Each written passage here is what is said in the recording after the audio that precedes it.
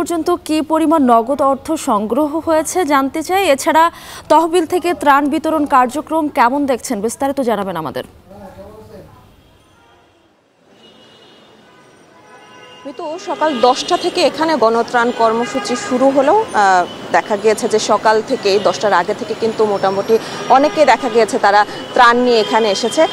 আপনাকে যদি আমি একটু দেখাই যে আমার পেছনে এখানে কিন্তু এখনও আসলে কিছুক্ষণ আগে আসলে ত্রাণ সংগ্রহের জন্য এই বুথটিতে যারা আসলে ভলান্টিয়ার আছে তারা বসেছে এবং অনেকে কিন্তু এসেছে ইতিমধ্যেই, তারা তাদের ত্রাণ নিয়ে এখানে এসেছে। তবে আরেকটি বিষয় বলে রাখি যে আপনি যেটি বলছিলেন যে কেমন ত্রাণ এখন পর্যন্ত এখানে হচ্ছে, সেটা যদি একটু বলি যে এখানে কিন্তু শুধু দেখা যাচ্ছে যে নগদ অর্থ নেয়ার যে কাজ সেটি চলছে এবং এই টিএসসিতে এখন আসলে কোনো ধরনের ত্রাণ রাখার কিন্তু মানে কোনো ধরনের জায়গা নেই বলা চলে। এর জন্য এখন যারা আসলে শুকনো খাবার থেকে শুরু করে যেসব পণ্য সামগ্রী নিয়ে আসছে তারা কিন্তু সেগুলো জিমনেশিয়াম, ঢাকা বিশ্ববিদ্যালয়ের যে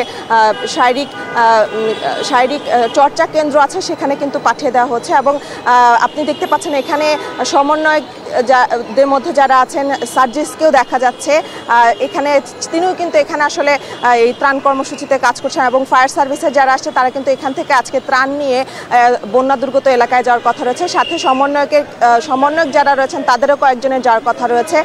হেলিকপ্টার দিয়ে যাওয়ার কথা বলেছে এখানে আসলে যারা কাজ করছে তারা এটাই জানিয়েছে। এবং আপনাকে আরেকটা বিষয় বলে রাখি যে এখানে যে আসলে যারা ত্রাণ নিয়ে আসছেন তাদের মধ্যে এমন অনেক পরিবার আছে যারা আসলে তাদের সন্তানকে এবারের যে বৈষম্য বিরোধী আন্দোলন হয়েছে সেখানে কিন্তু শহীদ হয়েছে এবং এমন একটি পরিবারও কিন্তু আমরা দেখতে পেয়েছি এখানে তারা তাদের সন্তানের রেখে যাওয়া যে মাটির ব্যাংকের যে জমানো অর্থ আছে সেই অর্থ দিয়েও কিন্তু তারা এখানে এই টিএসসিতে কিন্তু তারা সেই অর্থ দান করতে এসেছে। এবং কালকে রাতেও আপনি বলছিলেন যে ত্রাণ তহবিল পাঠানো হয়েছে কিনা, কালকে রাতেও কিন্তু এই টিএসসি থেকে বিপুল পরিমাণ ত্রাণ কিন্তু বন্যা দুর্গত যেসব এলাকাগুলো রয়েছে সেখানে পাঠানো হয়েছে এবং আজকেও কিন্তু এই ত্রাণ কর্মসূচি কিন্তু চলবে, পাঠানোর যে কার্যক্রম সেটি কিন্তু চলবে।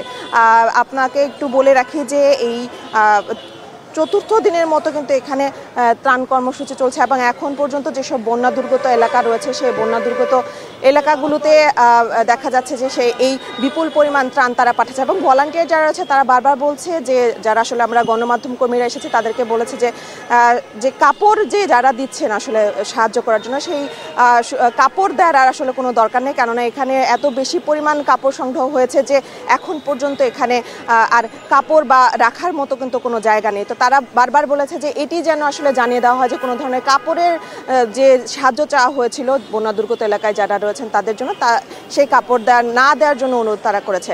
এছাড়াও আজকে কিন্তু এই 10টা থেকে এখানে যে ত্রাণ কর্মসূচি সেটি চলমান রয়েছে এবং এখানে শুধুমাত্র আসলে টাকা কিন্তু নেওয়া হবে এবং যেসব শুকনো খাবার থেকে শুরু করে নানা পণ্য সামগ্রী আসছে সেগুলো কিন্তু জিমনেশিয়ামে পাঠানোর অনুরোধ জানিয়েছে ভলান্টিয়াররা। তো মিতু, এ ছিল আমার কাছ থেকে টিএসসি থেকে গণত্রাণ কর্মসূচির বিস্তারিত।